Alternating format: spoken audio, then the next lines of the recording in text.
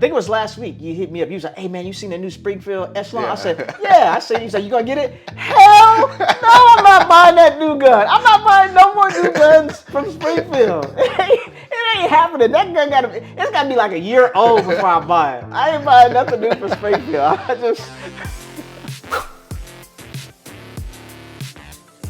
Here we go. What's up? What's going on? Welcome back to the channel. I got a special episode of Gun Talk. Talk about all kind of stuff today. It's not just me by myself. I got my guy here, Mr. Ken. And we just gonna have a conversation about some gun stuff, man. So I guess I want to say you're not new to shooting. You've been shooting for a while, and I'm kind of just figuring out like how did we start talking about guns? You know, how did that even come about? How did that even happen? Man, I don't remember. So I think I was walking by your office or something. Somebody was telling me that you were in the gun. So I walked by your office and I decided to come in. I was like, hey, I'm going to the range, Saturday. And I was like, hey, you should come out. And, and then we start talking about, for some reason you asked me, am I a Glock guy, Sig guy, whatever, right? Yeah, Team Sig. So I was like, I like Glocks because that's all I knew at the time, right? Yeah. And so you put this little whiteboard up in your room, you start drawing, and this is what a Glock trigger looks like, and this is the inside, and then we kind of just went from there. Yeah. Yeah. Okay. And, yeah. Very interesting. So like, whenever someone's talked to me about guns, man, I just get mad excited, man. Yeah, and I could tell. And it's crazy because like some people know a lot about guns and some people kind of don't, but I kind of feel like a mixed way about it. To me, I'm just the information person. I just want more information. I'm always willing to learn. I love shooting. So you was like, hey, let's get to the range, and then we start talking about Glocks because, like I said, I'm really a Sig fanboy, but I shoot just about everything. Yeah. And I think once we went to the range and we started shooting, I had one of my custom Glocks out there. And you was talking about like, man, I really want a custom Glock. So I basically was like, dude, if you want to build a Glock, I mean, we could build one. You get the parts, kind of tell me what you're looking for, what's your budget, and then we can go from there. And then we built your Glock, you know? That was November of 2022. Yeah. Man, it's almost coming up on a year already. Yeah. And, if you hadn't, because that day you had a flight. I think you were flying to Vegas or something like that, and you was like, I don't know if I'm going to make it. So if you had never came, man, we would have never been to where we are today. That's dope, man. Yeah.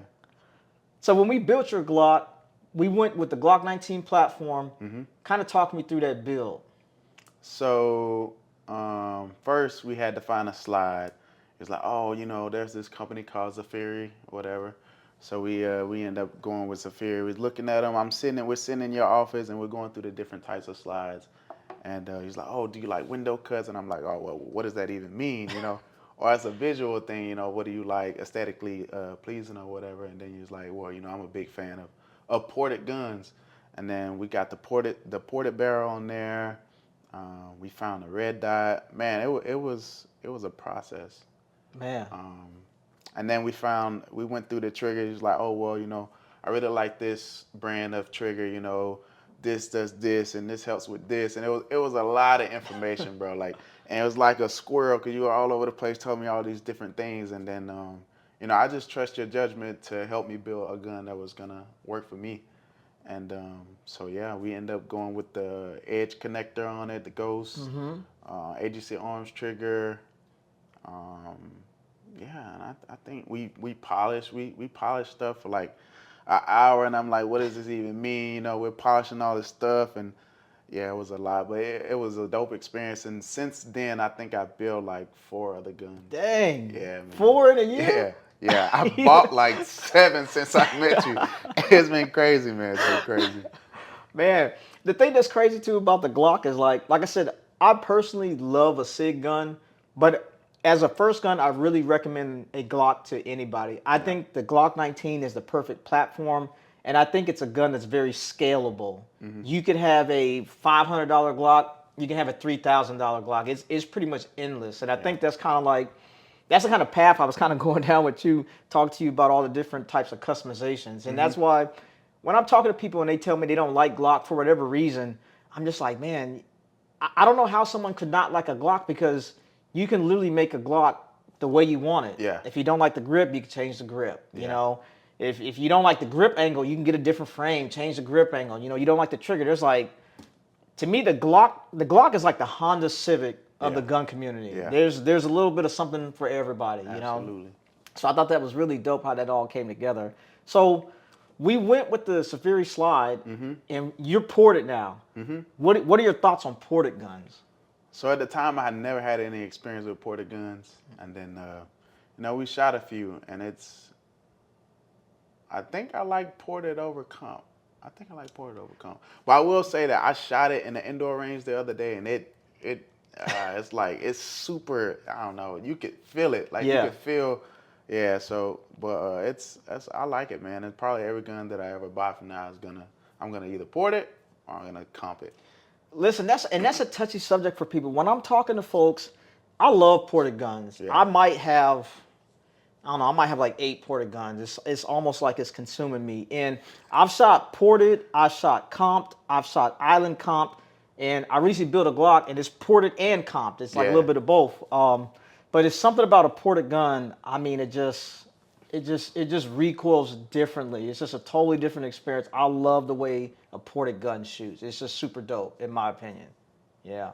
Yeah, I have to agree with you, man. It's a lot smoother. Like I said, I had no idea what ported even was before you introduced me to it. So shooting a gun that's not ported is you could feel the difference now. Definitely. I can feel the difference now because at some point it was like, oh, I don't know. Like sometimes you'll ask me questions about shooting or about ported or about compensating, and I'd be like, I can't really feel the difference or tell the difference. But now that I've been shooting that gun for like the last almost a year, I can tell a difference when I shoot a gun that's not ported now. Definitely. I agree too. And then sometimes I'm talking to people about that and they'll say like, can you not handle the recoil of a regular gun? And I'm like, it has nothing to do with whether you can handle the recoil or not. I think it's just like preference on how you like it to feel. Yeah. Or even kind of like, I know we talk about guns and stuff, and I know you got a fully built custom Mustang. When I talk to people about suspension, there's a difference between having like a lowered suspension, with springs, and then having like a coilover system with a tuned shock that fits a tuned spring that fits that shock, and the whole system kind of works in harmony. Yeah. That's kind of how I feel about a comped gun. When you have a comped gun, you build it the way you want. It's like that whole system that works in harmony. It just, I don't know, man, it just runs, man. Yeah. People that are not shooting comp, it's kind of hard to explain if you're not shooting it because you don't really know. Yeah. But it's definitely a very enjoyable experience. I mean, it's to the point now, I think the primary guns that I love shooting are all comped. Even my carry gun is freaking comped. Oh, yeah. I mean, well, ported and comped. So It's like, I don't know. I don't think I'm going to be able to get away from that, man. Yeah, me either, man. It's stamped now. It's stamped. So along with gun builds, right? That's how how this gun relationship started, and then we were just talking about shooting in general, right? And I think you asked me, you was like, "Hey, do you ever do any shooting and moving?" And I'm like, "Yeah, I do that, but I don't really do too much of it because before I was in Georgia, I was in Texas, and for me, I thought Texas was just crushing it as far as like the shooting and moving, the USPSA stuff, and I didn't really know how much of folks was doing that out here in Augusta, right? And I was here before back at 2015, and I think from 2015 to 2023, the gun community has shifted like drastically, and I kind of thought it had died out. So I had kind of brought it up to you, and I told you like when I was registering for these matches, I was using Practice Score, and I'd find a match and all that other stuff, and then you hit me up one day, you was like, "Hey man, they're shooting a USPSA match, you want to go?" And I was like, "Cool, let's go." But now, man, I think the USPSA scene in Augusta is crushing Texas, man. Yeah. As far as like the That's layout a bold of the stage. statement, man. A lot of people gonna be mad about that. So, Texas. well, man, it's kind of weird because like I'm Team Texas and I'm Team Georgia, right? Okay. And then when I think of, and I tell people ask me if I like country stuff, and I tell them, yeah, I like country. I listen to country music, and I tell them there's 2 types of country. You got Texas country and you got Georgia country, and it's like if you haven't been to either, it's just a little bit different. And I kind of feel the same way about the gun community too. The Georgia gun community and the Texas gun community, they're both different. Yeah. Is one better than the other? I wouldn't say it's necessarily better. It's just different, you know? But the USPSA scene here, man, the stages are way more thought out. It's way more thorough. It's freaking insane, man. And I know I kind of got you going with the USPSA stuff. Like, how was it coming into the USPSA scene? I was nervous, man. I will say going into it when, like before it actually happened, I felt good about it, right? And then I get to the safety brief and they're telling me all these different things. And subconsciously, if you shoot a lot or you shoot in general, these are things that are kind of already built into you, right? But when they were saying certain things, I kind of just was like, oh, I hope I remember that. Or like, don't break the 180 rule or do this or do that. So it was kind of like, it just made me nervous that these were things that I already knew, but the way that they reiterated kind of made me self-conscious about it, you know what I'm saying? So after the safety brief, we went into that first stage, and I think we went into like stage 4 first, so it was a lot more complicated than, than stage 1. But we had walked through all the stages. You told me, you know, oh, don't shoot this, and oh, how I would approach each stage and stuff like that. So yeah, it was a lot, man. And I look back at the videos because when I first seen the video of me shooting, I was like, oh man, that's good, right? And then now I look back at it, and I'm like, oh, so I'm moving in slow motion. But it feels good to have done that though. Yeah. And I can look back at it and see where I need to improve, how I need to move. Just being more comfortable. That's what it comes down to for me. It wasn't my ability. It was just, was I comfortable? You know? Yeah. That's, and it's funny that you say you feel like you was moving in slow motion, and that's kind of like, that's my advice to anybody. Because like, if someone telling me they want to get into shooting matches, right? I would love to go to them range with them initially just to make sure they got some of the basics down. And when I went to go shoot with you, I could already tell you already had the gun discipline down. It was just putting the shooting and moving all together. And my recommendation to anyone that's first shooting a match is just take it slow. yeah. Just worry about gun safety, not breaking any of the rules. Like you said, the 180 rule, everything. Just kind of walk through the stages, shoot the stages. And once you kind of get used to how it's going, the speed will come and everything else will just become a little more familiar. But the first time, I'd say just focus on what they're telling you. Take all commands from the tower and just take your time and go through the stages, And when I'm talking to people about shooting and moving, you're one of the only people that we had like a brief conversation about it, and then we was doing it. Yeah, I'm ready. I talked to so many people about shooting and moving, and like it kills me. So many people that don't want to shoot and move. Yeah. And it's like, this may be like an unpopular opinion, but in my opinion, if you're an individual, you're carrying a gun, and you're out in the wild, and you don't want to shoot a USPSA match, or you don't want to shoot a steel match because of you're kind of scared of it, in my opinion, you shouldn't be carrying a gun. Yeah. I'm like, if you don't have enough confidence in your gun to just take it to a match and shoot, I'm not saying you're going to go out there and win, but just to go out there and shoot, and you just like, oh no, I'm kind of worried about that. I'm not ready there. To me, I don't think you have enough trust in your equipment, and you should not be carrying that gun out there in the wild. That's just my take on it, Yeah, I agree with you. And then also, I think it's like too it's good to see what your equipment can actually do. Yeah, because I had a lot of issues, mag drops, mag wasn't seating properly, a whole lot of stuff that first match that we did. So it was good to see, in a practice scenario versus, in the real world where it could actually, cost me something, Definitely. And it's different. There's a huge difference between shooting inside and shooting outside. And I love all shooting. Like sometimes people are like, man, I don't know how you go to the indoor range. And I'm like, when I go to an indoor range, I try to work on something, whatever that something is. Even if I'm at a range and they say, hey man, you can't draw from a holster, I still work on reloads, I still work on being able to pick that gun up, get a good grip, presenting the gun, and I probably work it on shot group or shot placement or something like that. But shooting inside and then shooting outside, man, it's just like a night and day difference. And I would say the biggest difference is, for one, the environment, because everything is open. You got a different level of awareness. Lighting is totally different. Oh yeah. As far as like what kind of eyes you're wearing, whether they're tinted, the type of how well your eyewear is, and then also how well your equipment is. Because I'm a red dot shooter, and I got probably, I don't even know how many red dots I got or how many different brands I went through. And when I first started shooting, I was using a lot of the budget red dots. And I don't think there's nothing wrong with them if you're just going to the range and casually shooting inside. Right. But if you're outside and you're shooting and moving, That's when you're gonna notice this budget red dot is not where it's at. You'll learn that real quick. And I didn't understand that like when I first started getting into shooting outside and shooting and moving, because I was talking, a couple of my buddies who was into that, getting me into it.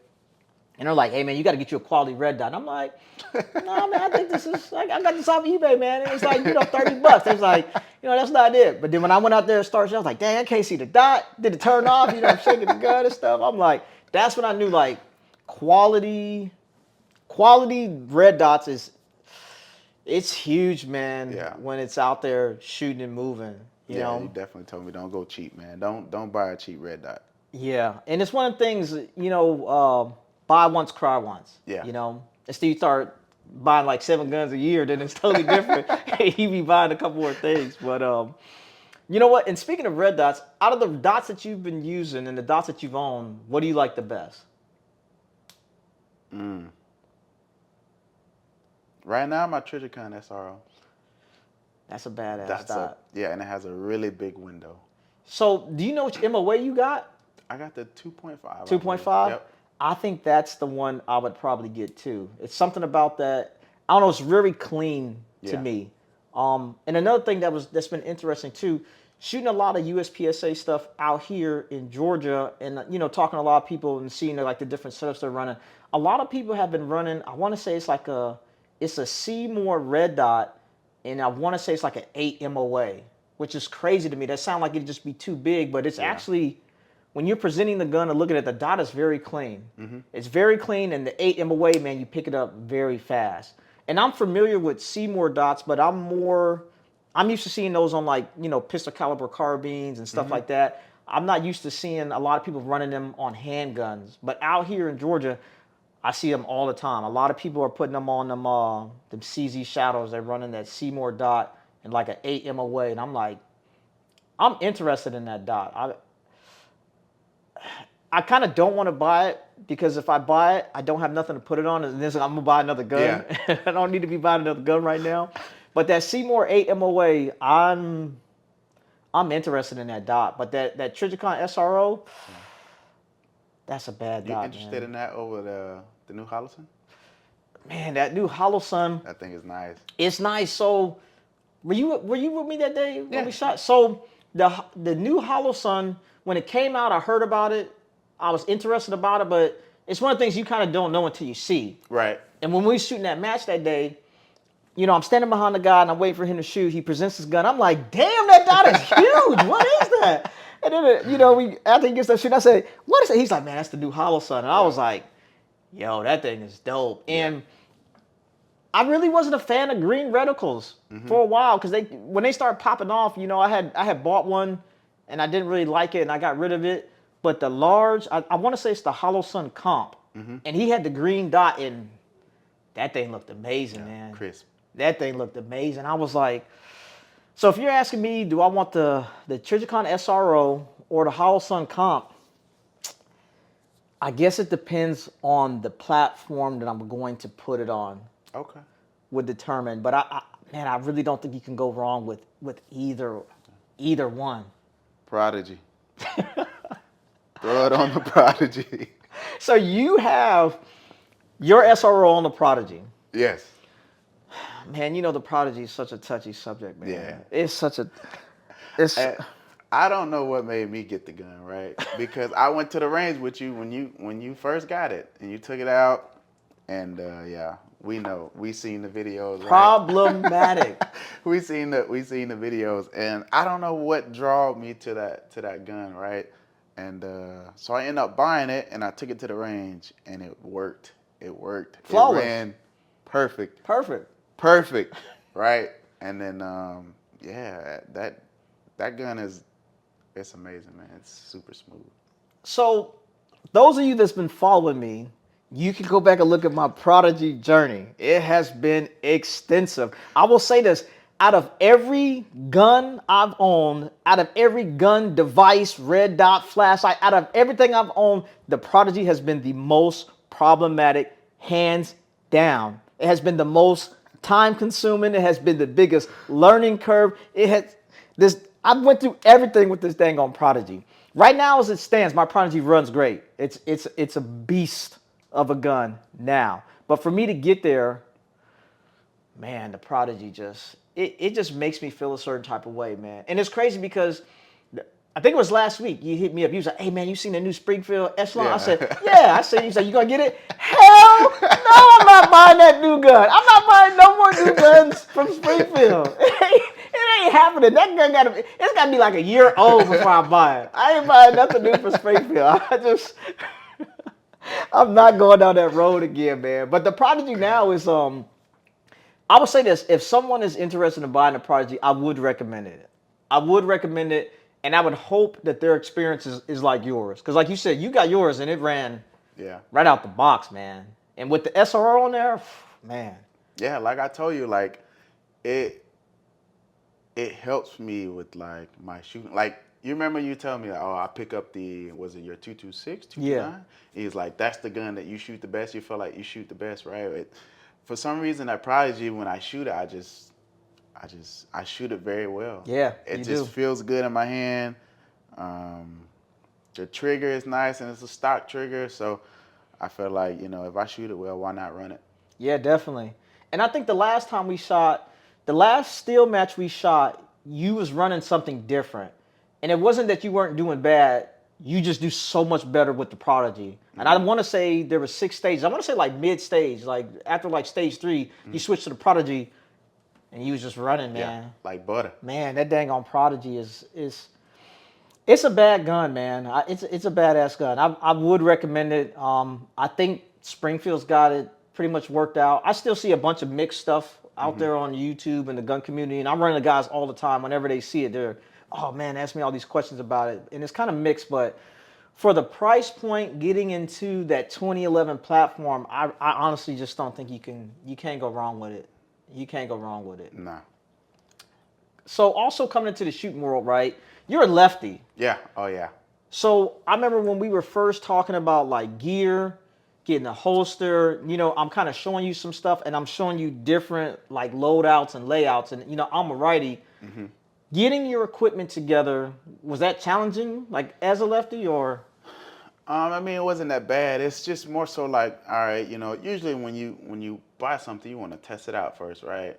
So if you recommend something, I want to try it out. But being that you're right-handed, I can only do so much with your stuff, and it still won't feel the same because I'm left-handed. So that was kind of challenging, when I started off with that Glock 19, just to talk about that real quick. Releasing the mag and slide release was kind of difficult because I'm a lefty. But when we talk about the gear and stuff, I feel like I started to get more comfortable with the gear. But it's I mean, I don't know, man. It's kind of like I tried your stuff, it works. Now let me go buy it and see how it works for me. Yeah. Everything worked though. The holster that I end up getting is supposed to be like a universal holster, and it's working for the moment. So I can't complain about the gear. So it's right just now, that I wish I could be like, oh, let me borrow this. Yeah. You know what I'm saying? To just see how it works for me. Yeah. That's it. So what gear are you running? Like what belt are you running? What holster are you running? Right now I have the Safe Life Defense. Safe Life Defense. I got the S-Tech mag pouches. The S-Tech. Whoever makes that omnivore holster. I think it's a Black Hawk. Black Hawk? I want to say it's a Black Hawk. When I find it, I'll throw it up on the screen. I think that's who makes it. So I have that Black Hawk, and then I got the leg leash and stuff like that. But yeah, I think that's the whole loadout. Because you also have a Safari Land. Yes, that's what I was running for the Glock 19, correct? How do you like? And I want to say the name of your holster, the Black Hawk one, is the Omnivore. Yes. And a lot of times people hear Black Hawk and they just automatically get turned off on it. But the Omnivore is a pretty solid holster. I used to run that before, and one of the things I used to like about it was it got retention on the light. And I was using the Streamlight TLR, I want to say. That was the light I was using. And running different guns, that holster really works for that platform, right? So running the Omnivore versus running the Safari Land, You have a preference which one you like better? Nah, I mean, I don't think I have a preference. It feels the same to me. I don't think I'm that much of a critique type person to notice a difference. It feels the same to me. Okay. You know, it has the button release, right, to pull it out of the holster. I will say the Black Hawk, the one that it comes with is kind of, it doesn't work for me. So, but they have an adapter that extends the button release, and it worked out very well for me. But the Safari Land, straight out the box, it worked. I had no issues with the releasing of the weapon. Definitely. So, and I agree with you on the Omnivore. I want to say it's different, either lengths or heights of the buttons. Yeah. And when I first got it, because I had the same one, and I had bought it years ago, and I was running it, I was having the same thing. It was like I guess my thumb was too short to push the button. And I think I ended up going with, if there's 3 sizes, whatever is the max size, that's the one I put on there. Same. And once I put that on there, I was running. Golden. It was smoothing. Yeah. It was smoothing. It was smooth running that holster. So between like the Omnivore and the Safari Land, there's another brand out, right?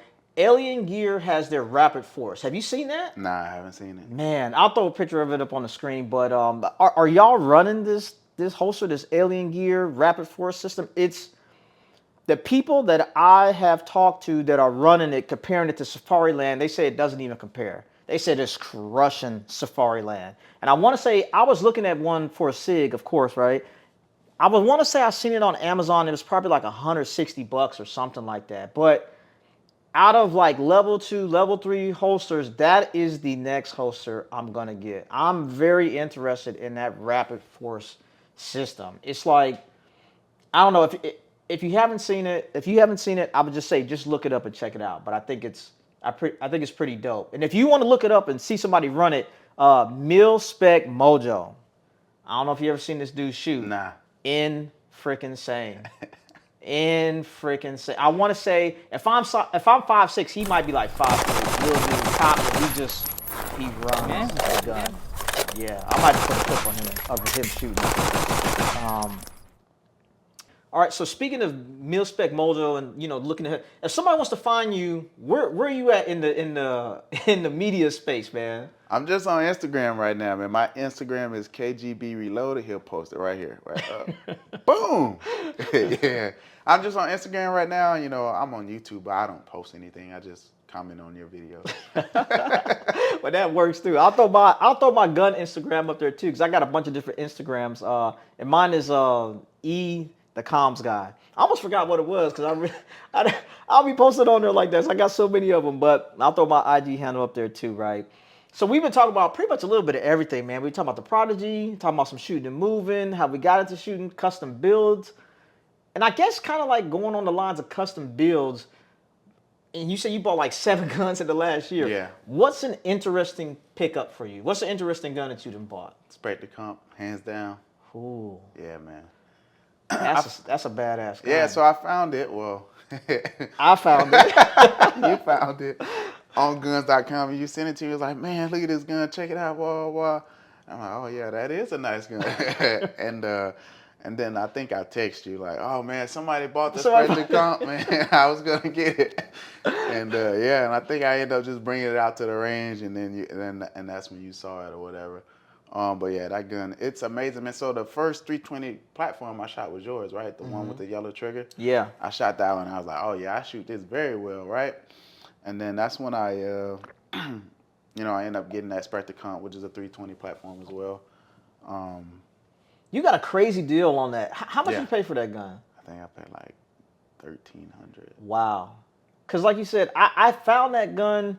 I don't know what I was doing. I was just, in the black hole of the internet and then looking up stuff. And then it popped up and it was like Spectre comp for sale, $1,300. I was like, dang. And it was everything. It was the gun. It was the dot. Had the Surefire X300 on it. I was like, man, that's a great deal. And I was itching to get it. And I was like, shoot, let me shoot this to Ken and see what he think about it. And then it was like the next week, I was like, man, somebody bought this Spectre comp. You done bought the daggone gun, didn't even tell me we go to range. You like, bam. I'm like, oh, snap, you done bought this Spectre comp. So once I found out that you bought it, I was like, okay, cool. I know which is a good home. And if I want to shoot it, I got access to it. Exactly. So, but yeah, that Spectre comp, man, there's been so much hype about that gun on the internet. But I will say, to me, it's not a hype thing. The gun shoots amazing. It's very aesthetically pleasing.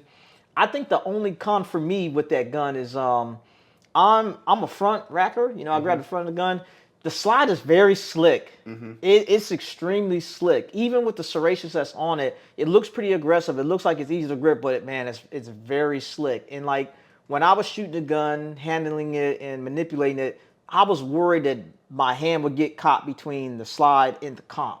Yeah. Just because how slick it was. That's probably one of the more slicker guns that I've handled. And I don't know why Sig did that, but you know what? One of the things I think would be interesting, you got a guy that does laser engraving. Yeah. I wonder if he could like laser stempel some type of texture on the front of that slide. That might not be a bad idea. That would be interesting, and that might just be enough grip to kind of rough it up. Yeah.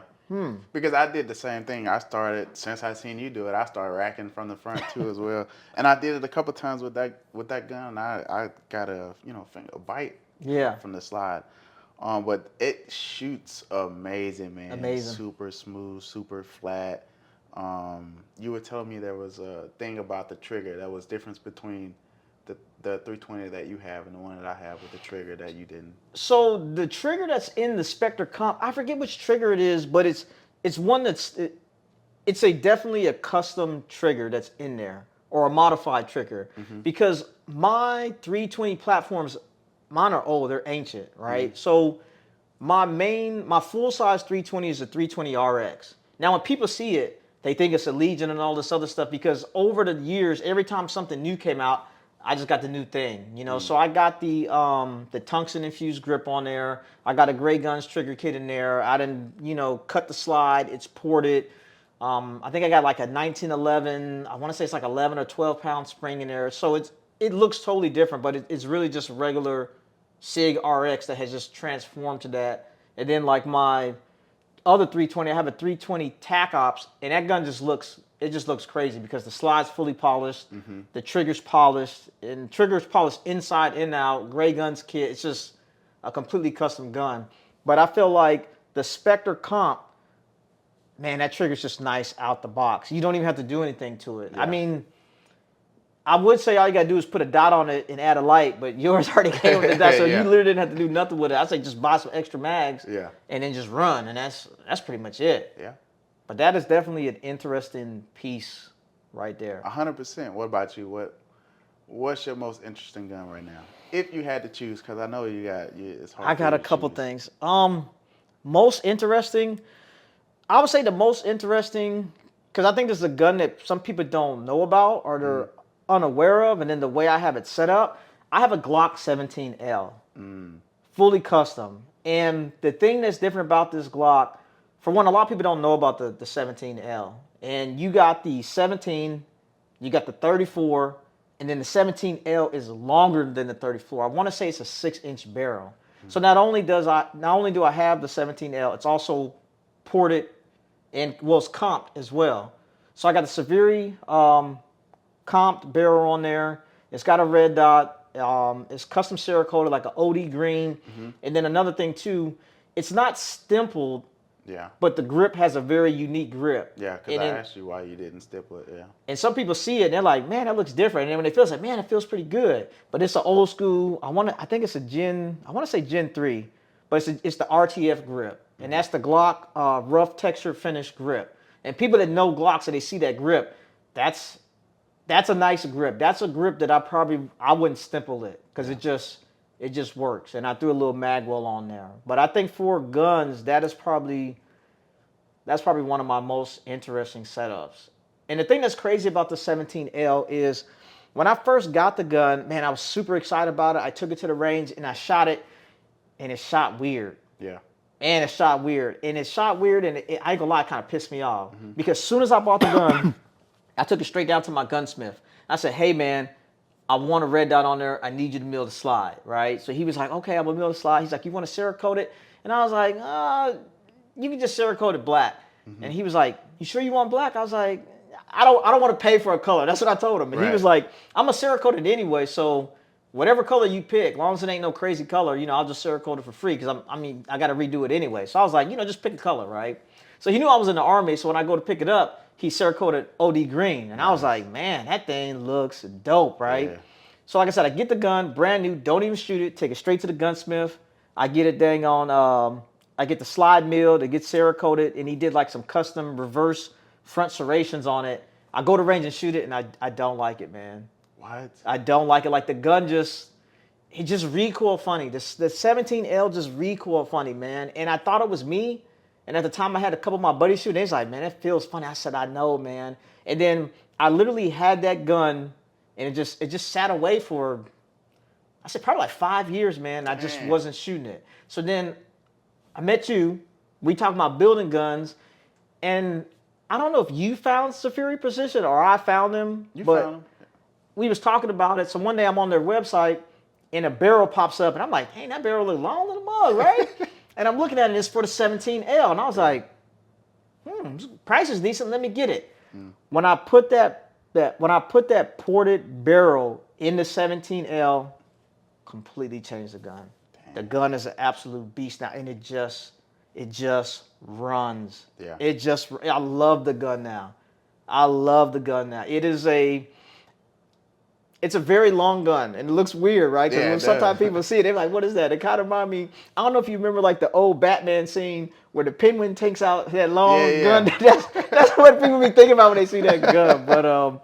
But yeah, man, the 17L, I'll say that's probably one of my more or most interesting guns I got. It's pretty dope. It's clean, simple, and it freaking runs, man. It runs, man. So, man, I think that about wraps it up. I'm looking at the time. We got to be apart about maybe 35 minutes or something like that. Yeah, we're up there, man. It's pretty long. And I didn't even know how long it was going to run. So I figured hey, man, we talk guns. Let's just put something on camera and see what it is, man. But that is the episode of Gun Talk, man. If you want to see more from my guy, Ken, man, let me know. We'll jump back on here and we'll have another conversation. What is your most interesting gun? Or if there's a gun topic that you want to hear us talk about, let me know and drop it in the comments. And that's all I got for y'all. We are out. Peace. Man.